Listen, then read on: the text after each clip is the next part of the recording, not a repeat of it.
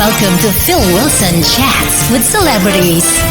And here's your host, Phil Wilson. Betty Boo returns with the new album, Rip Up The Rulebook, and is released on LP, CD and cassette and is out now. Now, Rip Up The Rulebook finds Betty Boo on rare form as she continues on a songwriting role, hot on the heels of the 2022 success Boomerang, which saw the release of the first new music since 1992 and hasn't stopped yet. Chiming with the messages of female empowerment from one of the original faces of girl power, Rip Up The Rulebook looks set to soundtrack countless nights out and the inevitable, if I could say it, lost days that follow them. And the legendary Betty Boo joins me now. How are you doing? Hello, nice to see you and hear from you.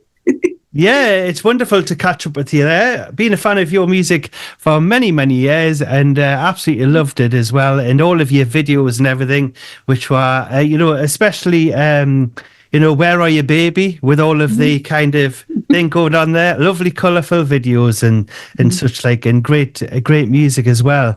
Now, the last few years have been a whirlwind for you with your Boomerang album breaking you back onto the music scene with Miracle featuring Chuck D, who was the frontman of Public Enemy, being a surefire hit and Get Me to the Weekend. How's it been for you going back into the studio and on the road? Well, it's been brilliant. I've been really enjoying it, and I didn't really think I'd be doing it actually much, many years later, because when you're young and you're in your 20s, you're not really thinking that way ahead, and also you're over the hill if you're sort of 25 or something as a pop star. Well, in those days, it was just your shelf life was, it was quite, it was brutal in those days. Very fast moving. Yeah, and it's the same for sportsmen as well, that you had a shelf life. But it's been amazing. I've loved writing and rediscovering what I could achieve. And but it took me a minute to kind of find my voice again, like as in not literally just what would Betty Boo be writing now? How would she perform? What sort of songs would she write? Would they be? They definitely wouldn't have been ballads because Betty Boo is really fun and and positive. So I just kept that theme going, and I really sort of channeled my inner sort of teenage mind, really, and I got there in the end, and I've really enjoyed the ride. Really, it's great. It's like it's never been away, really, because the style and everything and the sound of the music is like Betty Boo in 2024, but with a bit of the 90s in there as well. Yeah, there's definitely, I think I probably took off where I left off, if you know what I mean. I think there's probably, there must have been something in there that's just was dying to come out, these ideas. And but I've had this amazing co-writer and co-producer called Andy Wright, who I just love him, and we just work so well together. And he's, I just feel so creative right now. It's I just didn't, and as a writer, you sometimes always wonder, and I don't know if it's the same for everybody who is a creative out there, that you always wonder if you're ever going to be able to do it again, because you just don't know. It just falls out the sky sometimes, Yeah. So yeah, I've been really happy and loving the process and putting it out there. And there are tracks that are on this new album, Rip Up The Rulebook, that are brand new tracks that I only wrote literally a week before the album was mastered. So to have that buzz, to do that and then perform it as well, because I performed it at my show back in June in London, and it went down so well. It was brilliant. It does sound excellent as well. I've had a preview of the album and it sounds absolutely amazing. Now, you've just mentioned it there. This was going to be the next question. In the summer of 2024, you headlined at Islington Assembly Hall in London. What was it like being back on stage? Oh, it was wonderful. Especially, it was it's such a different experience than maybe doing festivals where festivals when people go to them, there might be different artists that they want to see, and and generally they're really great vibes. It's amazing to do festivals, but to have your own show where people have actually gone and bought a ticket to come and see you and to sing along to your songs and rap along to your songs, which is really impressive, by the way. It's the best. It really is. I got very emotional about it, actually. And it'll have really got you, like, woken you up again, back into the, to the limelight as you had in the 90s there, where you're back again. You're back. Yeah. Like it or not. Like it or lump it. Yeah, there's been some great reviews of that that gig that you had there at the Islington Hall. Absolutely fantastic. It went down a storm. Now, the early 1990s saw Betty Boo rise to prominence as one of Britain's most successful acts, with a blend of hip-hop and pop rap that earned you a platinum-selling debut album with Boomania in 1990 and a Brit Award for British Breakthrough Act. Was music always something that you wanted to get into when you were growing up, Betty? I think I fell into it, actually. It started off as a hobby. And in fact, I used to sing for the school, like classical singing and stuff. So they used to send me off as a soloist. So I was doing that kind of thing. But I've always been a fan of pop music. And I was obsessed with Top of the Pops when I was growing up. Because I lived in Shepherd's Bush, which is where Television Centre is. That's where they. Yes, that's right. So, and often we would see in our local park, we would see the pop stars sort of doing PR shot, press shots and stuff like that in our local park. So I was always fascinated by that. And also just the way they used to dress up, especially in the era of the 70s and the 80s, where everything was larger than life. And I thought that, the day that if I ever go onto Top of the Pops, which was every girl's and boy's dream, or to be in the charts or something, I wanted to be larger than life. I wanted to have the sparkles. I wanted hot pants. I wanted, platform shoes. So I was influenced by all the glam rock, all and the colours that, I think might have something to do with growing up as a young child in the 70s. I think we got this colour TV, and then all of a sudden, everything came to life. Yes. And it exploded. So that really sort of captured my imagination, I think, and just it somehow influenced me in what I did later in life. Yes, and with your costumes and everything, definitely colourful there. And they really did come out nicely there on the screen. And of course, like you say there, Top of the Pops, it was, as it went from the 70s into the 80s was just as glittery as your background. And for listeners who are tuned in, Betty's got a fabulous background there. Nice pinks and things, and nice sparkly it is. Wonderful background. But yeah, Top of the Pops was like that, wasn't it? As it moved into the 80s. All of the neon lights and everything, and just wow, and you brought that in, you brought that into the 90s as well, and in the back end of the 80s there. Now, some listeners may not know this, but you actually came to prominence, using that word again, with the Beatmasters, with the track "Hey DJ, I Can't Dance to the Music You're Playing. Just hit it over." Say, I know me stuff. Now that launched Betty Boo into the global charts 35 years ago, would you believe? And what was it like having your first chart success with this absolutely fantastic dance hit? I know, I was blessed, actually. I was a rapper on the scene anyway. People knew who I was. I was in a rap crew called the She Rockers, and I'd already been touring with Public Enemy and stuff. So on the scene and all the clubs as well in London. Everyone knew who I was because, you know, it was a very small scene in those days. Everyone was either a DJ or a fashion stylist or a singer or whatever.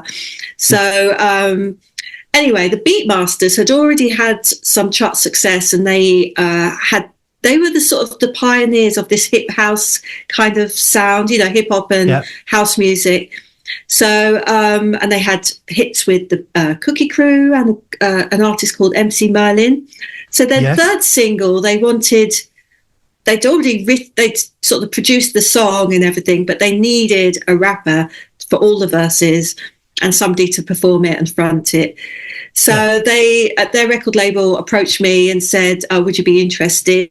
And I said, yeah, because I'm a massive fan of them anyway. So I think this happened very, very quickly. And I was going, they said, can you go to the studio? It's in Old Street in London, which is Shoreditch, or Hoxton. It's very cool and trendy now. But in those days, it was like a bomb site, let me tell you. Right. It was really down at heel. You know, you didn't really go to that part of town. No. But they had this massive studio, it's a legendary studio called The Strong Room. So I went there and I met them, went into the studio, and they said, do you like the track? They played it to me and I loved it. And it had all the raps missing from the verses. Says, can you write some raps for the verses? So there were 3 verses in total. So I wrote them and I put my vocal down, and I asked them to take the music out because I was just used to rapping over beats. Yes. And I did it in one take, and then that made the record. Amazing. And then the next thing I knew I was on 89. And the next thing I knew I was on Top of the Pops. You know, it's really crazy. Absolutely amazing, yes. And yes, you're on Monster Hits, I remember. You're on that CD, I know that compilation. Excellent track it is. It is wonderful. Now, Doin The Doo was your first chart single, charting in May 1990 and scoring as high as number 7. What was it like appearing on Top of the Pops after all those dreams of being on Top of the Pops and for the first time? And who were you on with? Right, so because I'd already done it with Hey DJ with the Beatmasters, I kind of I knew what to expect. But you know, I think I was on it with I did a few times actually, but I think I remember Madness being on there, or can't remember who else. You know, it's sort of it was such a weird thing because you don't actually see the other artists, or in those days you didn't. You were kind of isolated in the television centre in different parts, and it just felt like a bit of a ghost town to me until you hit this sort of this big stage, and then you go on for your rehearsal, and then you go in and do the actual recording of the show, and then you don't really see anybody. Although I did bump into Jason Donovan once, which was really cool. Oh, did you? Oh, very nice, very nice. Yes, he's a gentleman here. Yes, he's a very nice gentleman. And your dressing room, was it? They were quite a way away from the studio, weren't they? Because it being the donut, as they called it. All the dressing rooms were all around that donut bit, and then you went to your studio, didn't you? Yeah, it just felt like a Bermuda Triangle. You didn't really know where you were in the building, and it was very stark and very grey, concrete floors, and sort of very cold. I remember. I guess. I wonder if it's still the same. I haven't been in there for a long time, but I remember it was all like in all these black and white signs, you know, with things on, and it was like a school, really, an old school. And it's been renovated now. It's really posh. It's a Soho House now, and that's where the ITV do This Morning and all sorts of things. That's it. So. Yes. Yes, and a lot of game shows as well. That's it. So, yes, lots of game shows. Now, Where You Baby was the follow-up single in summer 1990 and is your biggest hit to date in the UK, going as high as number 3. What was the celebration like after this fabulous chart success? Well, it was okay. It was such a whirlwind time, you know, because I was going to Europe and America at the same time, and you know, and then you'd hear about your chart positions, or in those days you used to have a thing called a midweek. So you'd hear about where you were charting that week with your song, because they would gather up all the information of whether or not how many record sales you had in R Price, Woolworths, or HMV. So you'd get an idea. But during that midweek, I remember it was a Wednesday, and I was told I was going to be number one, right? Wow. And I got so excited about it. And then got to Thursday, Friday, and they said, oh, you know, Timmy Mallet, that itty bitsy teeny pop. yes, Bomb Ballerina. Itty bitty teeny weeny. Yes. He beat me to the post. He got to number one. How dare he? Hey, no, that's hilarious. So it's a bit like saying, oh yeah, you can go to Disneyland, but no, you can't now. It was all a bit. Oh, but the thing is with you being out of the country, as it were, was he doing lots of promotion? You see, because if you had your midweek there, then they might say, let's do a final push there, get yourself on, one of the TV shows. Yeah, he was just on telly every day because he was doing the Whack-A-Day thing. So it's obviously going to beat me to the post, wasn't he? So that's right. Oh, but did you get a number one with that anywhere else? Yeah, I think so. I think Australia and Germany. I'm not sure. I can't remember, but it did really well, and still, lots of people still love it. Radio still play all my songs, which is nice actually, because you never know, when you're making these things, that how long they're going to last, or if they're going to be forgotten about, or those things. So. Yeah, you're all upbeat tunes, you see, so they're going to definitely last this test of time. I think it's the ballads. Sometimes they get, put on the C and D list, you see. You're still in there in the A's and the B's. Yeah, sweetie. Well, you are with me in any case. I know that. Now, in December of the same year, 24 Hours scored as high as number 25 in the UK chart. Could you see that the chart was changing? I don't know. I think for me personally, that my album had already been out on the back of Where Are You Baby. So like I suppose the Christmas push on the album had reached its maximum. So I think the third single is always going to have that little kind of, not have it won't hit as much hard. Impact. Yeah, exactly, because people have heard it already, and I think it might have been changing. I don't know. I think it wasn't changing as severely as it has recently, because people stream music now and they don't actually really buy it. People don't really buy stuff apart from the physical copies, which I like selling to people, because for me, I love buying LPs and CDs and cassettes. So I think that's how it's changed today. That we've got to come back full circle, which is brilliant. Yeah, which is great. And I said many years ago to somebody who I interviewed, I said, wouldn't it be lovely if we had a chart which had all of the vinyl records in, like artists release stuff on vinyl, and then we had a chart, and then look what's happening.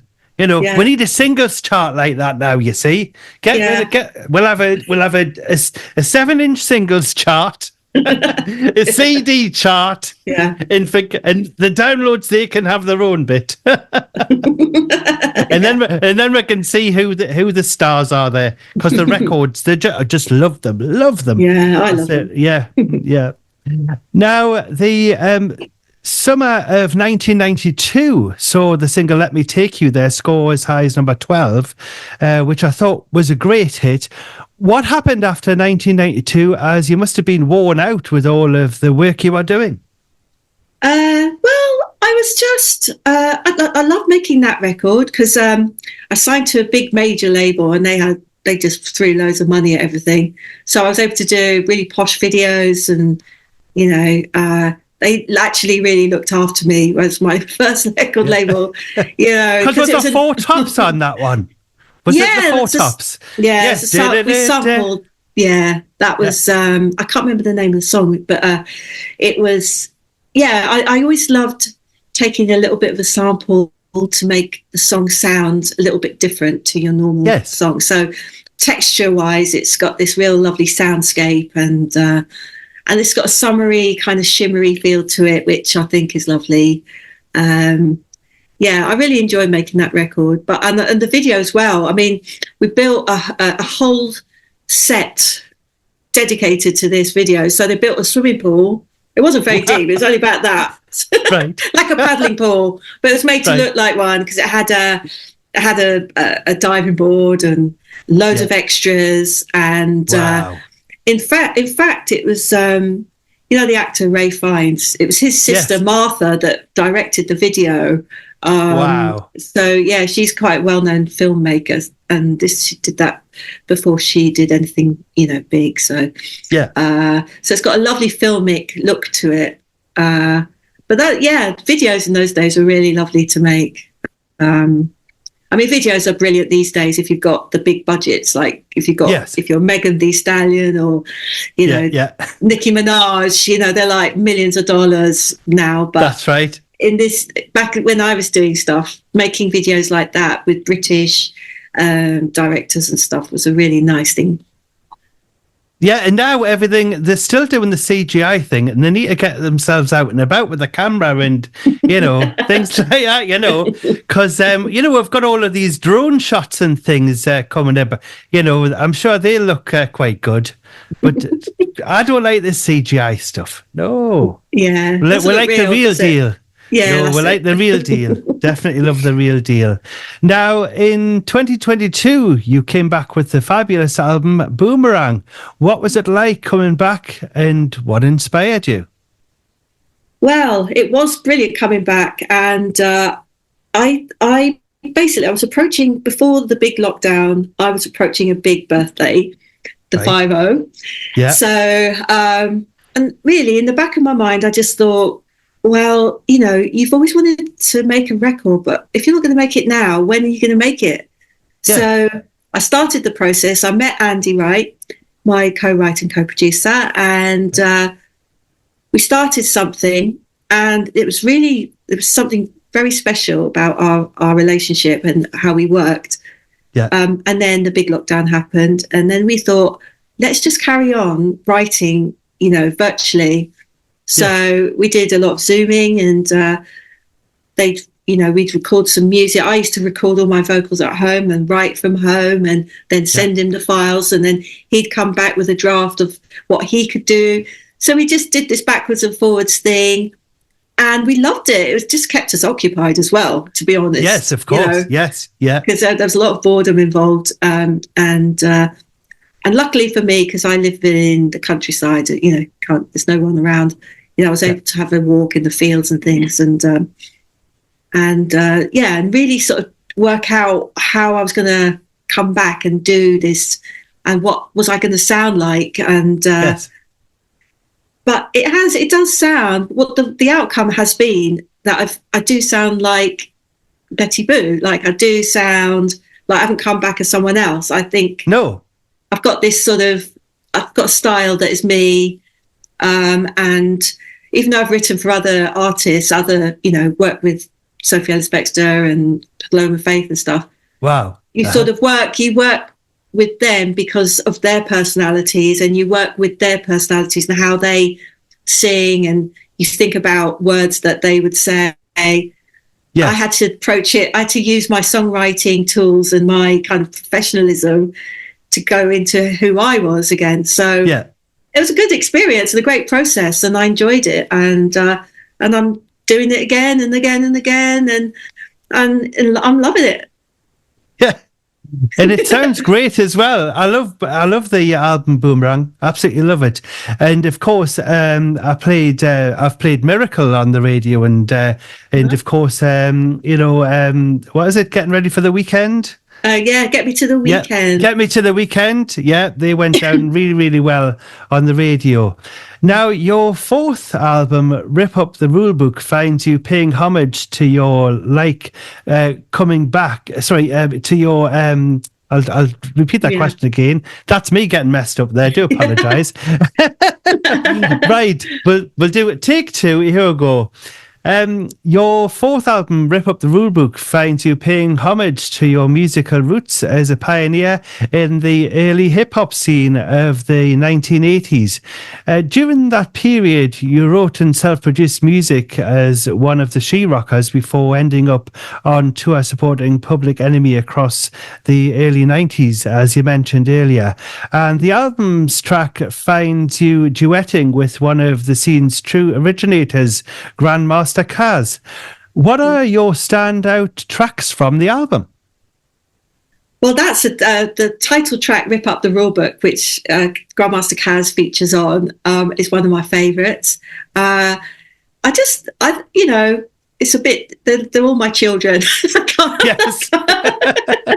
They're all my pet cats. Yes. So it's hard, but Rip Up The Rulebook is awesome. Barbarella is my favourite, I think. And that's got it's Where Are You Baby Part 2, because it's got this spacey thing to it, and actually that's a song I crammed onto my album last minute, and right.